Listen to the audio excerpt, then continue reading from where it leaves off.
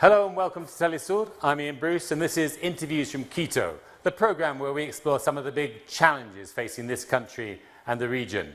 In today's programme, a series of bomb attacks with several deaths and dozens wounded, followed by the kidnapping of a team of journalists. What is going on along Ecuador's border with Colombia?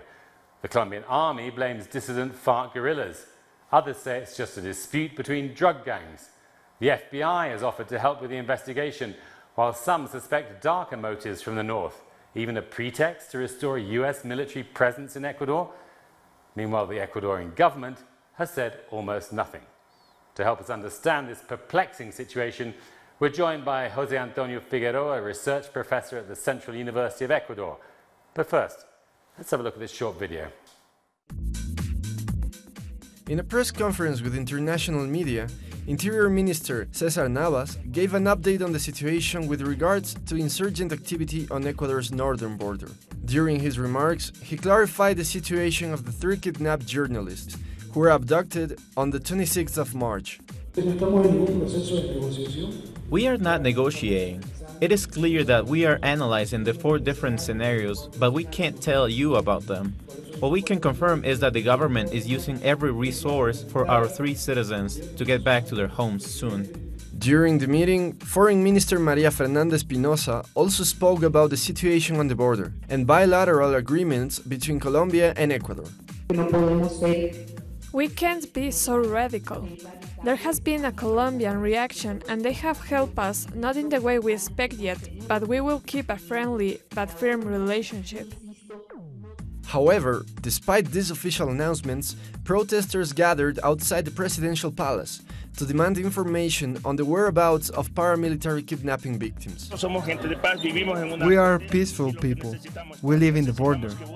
We need to bring back the kidnapped people, but what we must do is for peace and for San Lorenzo. Apart from the journalist abduction, people in San Lorenzo previously witnessed 2 successful bomb attacks and another failed one. The responsibles for these attacks have not been yet identified, nor the motives or the real organizations behind this. Thank you for coming in, Jose Antonio. I wonder if you could start by just explaining to our viewers or reminding our viewers what has been going on since that first attack in San Lorenzo on the 27th of January, I think. Till this moment? Yeah. Well, there has been several attacks to different targets, including the kidnapping of 3 journalists, well, 1 journalist, 1 driver, and 1 people who also a photographer. And the situation, in my opinion, has been worsening because, in a sense, it's like trying to involve Ecuador in a very deep conflict that has been devastating Colombia during the last, well, more of the Republican history of Colombia. Before we get on to the reasons for it, what kind of attacks are we talking about here? Yeah, there have been military attacks, no? There has been, it's like a threatening of the civilian population. It's like a threatening to the state. They are trying to create an atmosphere of fear. I think this is the main objective or the main goal of these attacks. And in a certain sense, I think that there is pretty similar to what has been occurring in Colombia. It's similar because if the main responsible of these attacks, as is supposed to be this group that's dissident of FARC, they have a long military experience, and it seems that they are trying to use similar mechanisms of the attack that they had been using during the war in Colombia. And so, at the same time, I think one of the other important goals of these attacks is like to push population and to create a kind of vacuum in that region, because it's very important for the kind of activity they are making, no? And well, it's a drug trafficking, it's smuggling, it's being incorporated into the international market of the narco traffic, the gun smuggling, and this kind of things. Because they have been living, but we're going to talk about the specific condition in those regions that led the people to this kind of activities. Well, I was going to ask you about that now, in fact, because, I mean, to what extent is this a new phenomenon in this area? I mean, you know the area of Esmeraldas quite well. Yeah. What was the situation like before all this started? Yeah, a very important difference is that this kind of military attack didn't occur in Ecuador before, even of the fact that it occurred in a very close place like the Colombian border. There are several reasons to explain this kind of situation in both sides. So it was completely peaceful before? Or? Not completely peaceful, because they had been, in a certain sense, incorporated to the problems of Colombia, but not at the level that is reaching in this moment. I think it has to do with the international and national changes, political changes, and it even has to do in a very strong way with the peace agreement that was signed between the government of Santos and FARC.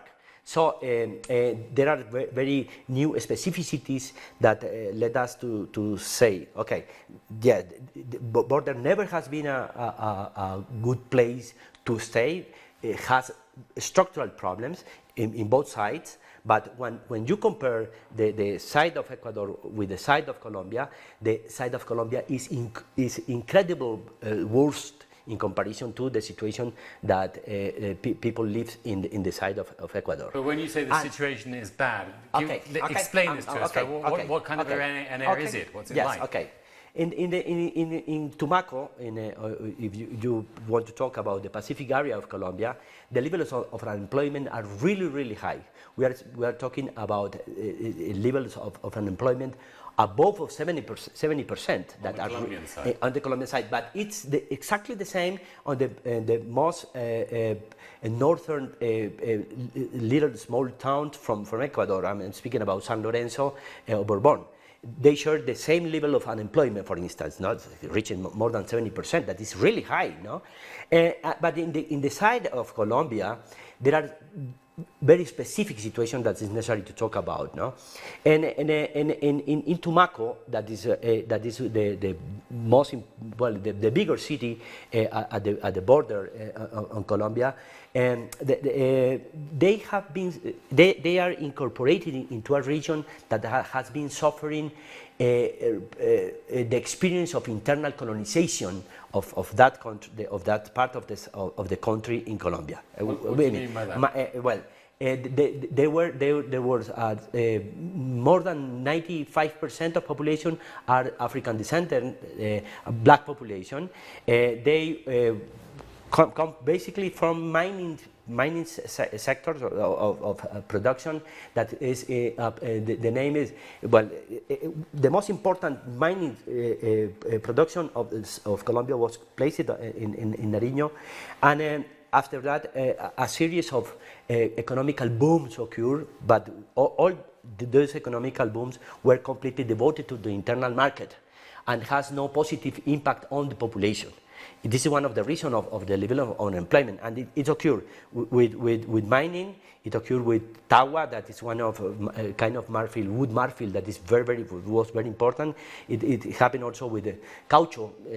Now this is one, and it has been happening in this moment with African palm, that is completely incorporated to the international market, but they don't offer employment for the people, and coca. But coca, the situation with coca is really complicated, because the increase of production of coca in the Tumaco area, in the border area, has to do with the implementation of Plan Colombia, that it was occurring since 1999, no? After the different attacks that was implemented by the Colombian government with the support of North American government.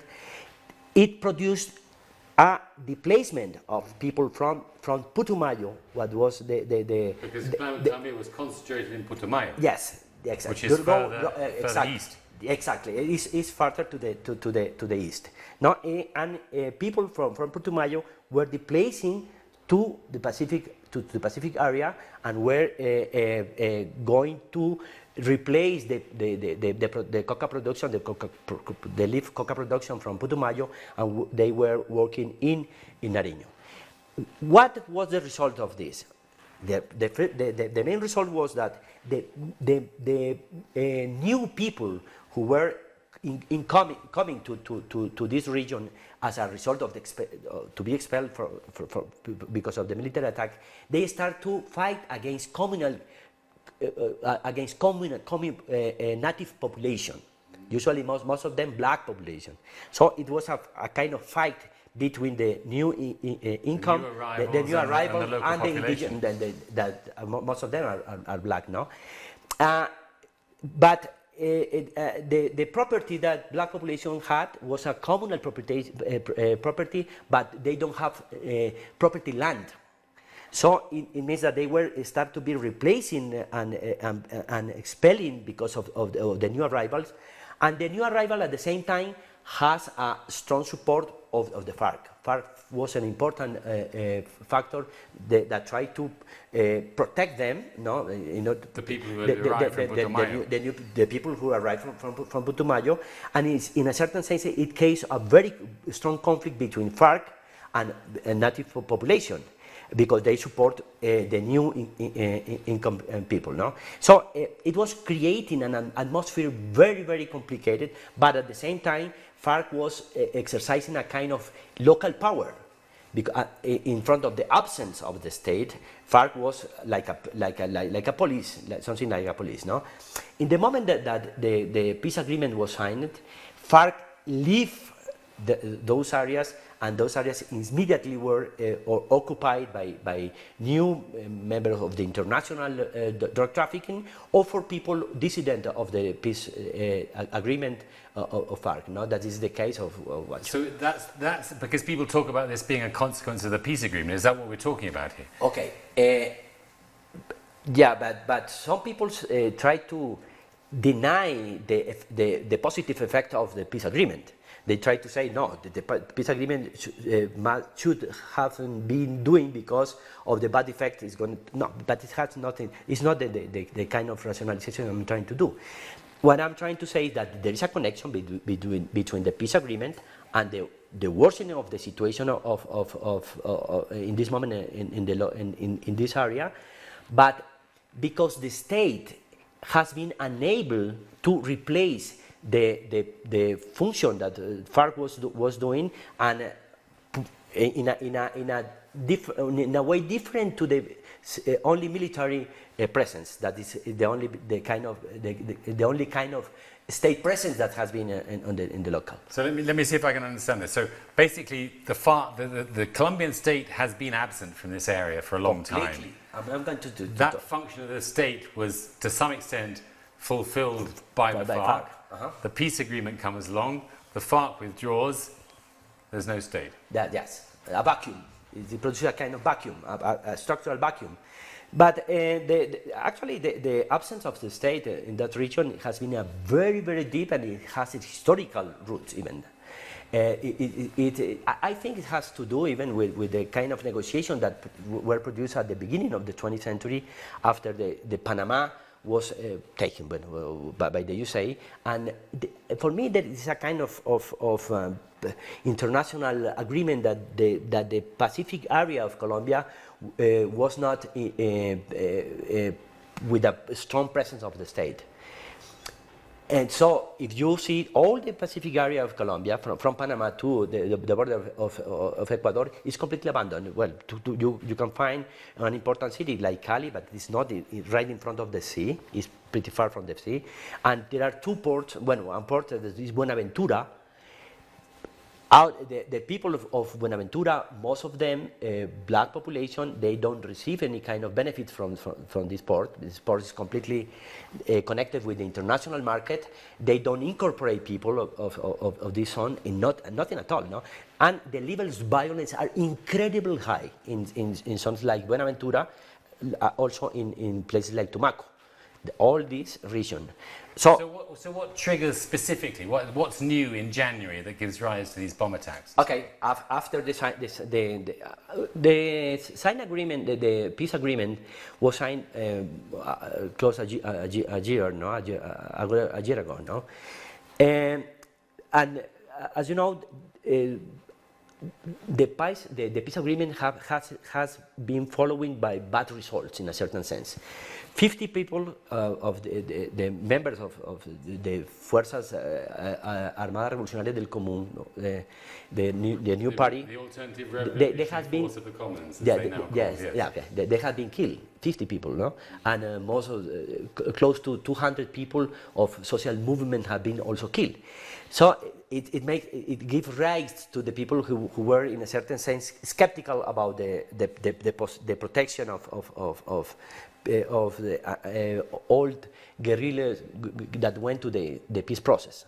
No? So a lot of the 700 people seems to be the group who dissent with the peace agreement. Didn't agree with the peace agreement. And they start. Yes, and they start being incorporated to the different groups, but in a completely different structure and different goals.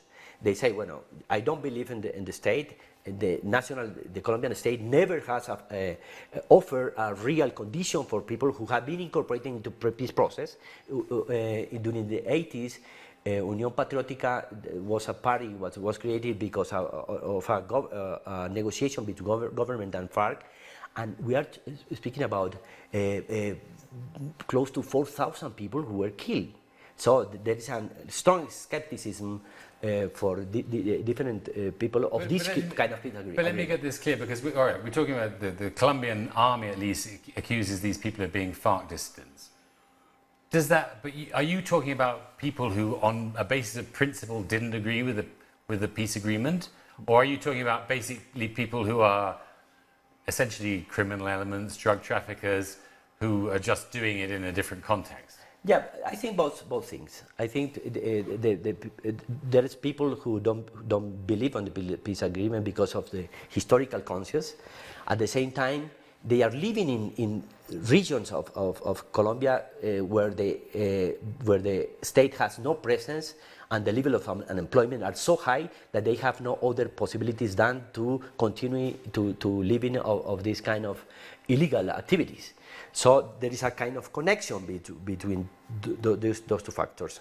No? The only resources they were able to look for is the illegal activities, because there's no social investment, there's no economical investment, there's no state presence on this one. So these people, even they prefer to continue to live in this so dangerous way, exercising this kind of dangerous activities, but because there's no possibility at all in incorporating in a normal way. So what measures could or should the Ecuadorian government and the Colombian government be taking, both to deal with this immediate situation and with the structural causes of it? Okay, what both states must do actually is to guarantee a state presence in both sides of the border. But when I speak about the state presence, I'm not speaking about military presence. That is the only way Colombia has been in favor of this kind of intervention. It must be an natural presence, a natural presence in the sense of guarantee of health, guarantee of employment for people, guarantee of economical investment, guarantee of security for people, even military presence if you want. But even in the Colombian case, there are some accusations, a very important accusation of corruption of military and police which is working in the area, because they receive, for instance, money from drug trafficking, and they forget completely the function they are supposed to have on these places. So, for me, it's mandatory that in both sides of the border, state has a democratic an effective, effectively in the social terms, the presence of the state. The levels of the unemployment of the population close to the border in Ecuador are as high as in the case of Colombia, most of them black population also. There are two other important issues I want to touch on here, Jose Antonio. First of all, the internal political situation in Colombia. We're obviously, we're in the middle of an electoral period in Colombia, the presidential elections in May. How does that affect this situation? The connection is really strong. In Colombia, polls in this moment say that there are two possible candidates to win the presidency. The one side is Iván Duque, that is the candidate of the Uribe movement party, and on the other side is Gustavo Petro from the left. They are hitting the polls in this moment, and the possibilities of one of them to be president. In the case that Gustavo Petro win the presidency, I think that there is a strong connection between the political agenda of Gustavo Petro, because he is speaking about the necessity to transform the economical condition of Colombia, and specifically and more in a special way the rural areas, because he said that it's mandatory for Colombia to change this kind of dependency to the petroleum exportation and start a real industrial transformation of the country. And this is something similar to what FARC is asking. But on the side of the right, Iván Duque, his agenda, he said that his plan is like a kind of legalization of the big land proprietors who were created during the war. He's a kind of legalization of this kind of property. Big land only. Yeah, big land, because as a result of the wars of the last years. And they reject completely the recognition of FARC as a political legal actor, and he speaks about the necessity to put in jail and as a condition for the ex-combatant passing from the war situation to the civil situation. They speak about the jail, as a condition. So in the case that Iván Duque win the presidency, the situation is going to be worse, because paramilitary groups... What would be the connection between that political dispute and this violence on in the border area? Yeah, okay. If Petro wins, if Petro wins, there is a strong possibility that the Tumaco and the border of Colombia, Ecuador, be transformed, because Petro do agree with the necessity of a democratic presence of the state. It means that it's mandatory for the state in such a case that social investment occur, that the level of employment increase, this kind of stuff. If Iván Duque wins, the situation is going to be worsened, because you're not saying that there's a causal connection between the election campaign and the violence. In this moment, okay. No, Colombia has any position of Colombia concerning the border situation in this moment is a very fragile position, because Juan Manuel Santos is at the end of his presidency. So there's no possibility to say, okay, we are going to take these measures for the next 5 years or for the next 10 years. That is something that is mandatory for the government to do in order to transform the condition at the border. So you're saying that in other words, the current government of Juan Manuel Santos basically has taken those steps to fill that vacuum left by the FARC with a democratic state presence, because it's the end of its mandate. No, he signed the agreement, the peace agreement, But he didn't change the neoliberal model, and in this moment is he at the end of his term. So being at the end of his term, he is a political actor that is not with a very important role for the future and for the transformation of the condition of the border. Jose Antonio, before we run out of time, I want to get on to another important issue, because many people, or at least some people here in Ecuador, have been linking this outbreak of violence on the border to the issue of the United States presence, even a military presence in Ecuador. The FBI was present and offered its help in the investigation of the violence in Esmeraldas. There were visits by the Southern Command offering unspecified help with security. And even members of the opposition have been accusing the former government of Correa of being partly responsible because it got rid of the US base at Manta. I mean, is this all wild speculation, or is there some kind of connection here? No, there's no. For me, it's not a speculation. The drug trafficking, the armed trafficking, and even the insecurity is a condition that is very favorable for strong interest in the international arena. I'm speaking about economical interest. So I don't know why, but we could say, okay, why don't you try to create a established situation in a place like the border, for instance? But no, it seems to me that the arms market, even the drug market, need the instability of these places in order to increase prices and in order to increase their benefits. So there's no, it's not, okay, in Colombia there has been, there are 4 military bases, and this bases has not produced any benefit for Colombia. Colombia has increased the level of coca production in the last 10 years from 100 to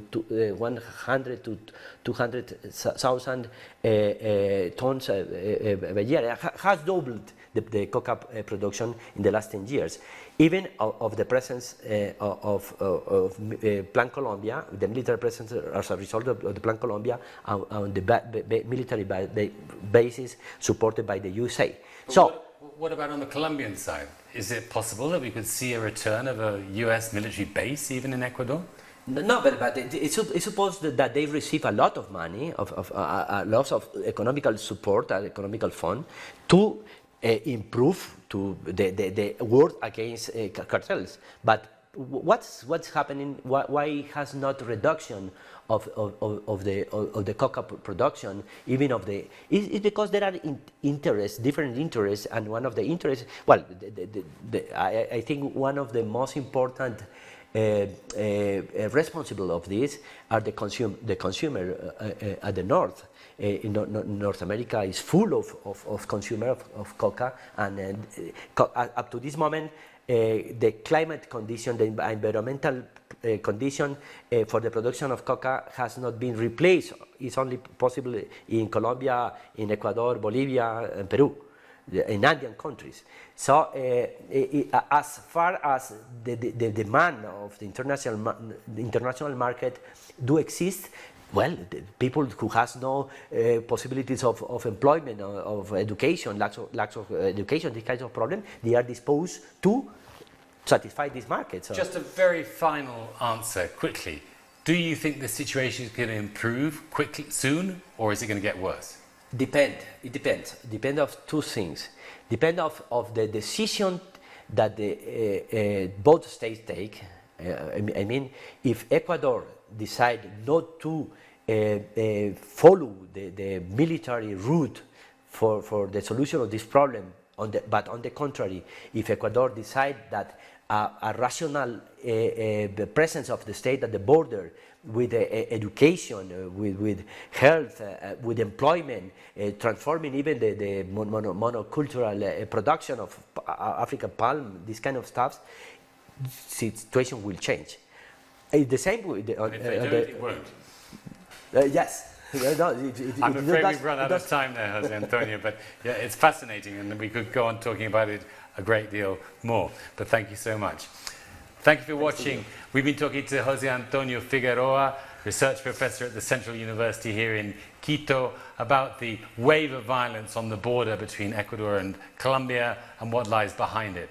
This is Interviews from Quito. I'm Ian Bruce. Thanks for watching and until next time. Thanks.